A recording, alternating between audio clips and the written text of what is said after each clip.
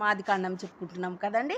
అయితే 39వ అధ్యాయంలో మనం చూచినట్లయితే మరి యోసేపు ఎట్లాంటి వాడని చెప్పుకున్నామండి. యెహోవా యందు భయము భక్తులు కలిగి నమ్మకంగా ఉన్నటువంటి వ్యక్తి. అతడు నమ్మకంగా ఉంటే ఏమవుతుందండి, దీవెనలు మెండుగా వస్తాయని బైబిల్ చెప్తుంది కదా. అయితే 39:6లో ఈ విధంగా నమ్మకంగా ఉంటే అక్కడ పొతీఫరు ఆయన యజమానుడు ఏం చేసినాడు అనంటే 6వ వచనంలో, అతడు తనకు కలిగినదంతయు యోసేపు చేతికి అప్పగించి తాను ఆహారం తినుట తప్ప తనకేమీ తెలియకుండా ఉండెను. మొత్తం కూడా యోసేపుకు ఆయన అప్పగించేసిండండి.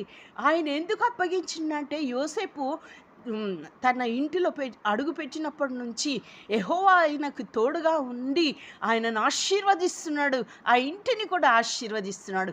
ఆ విధంగా మనం ఉండాలి.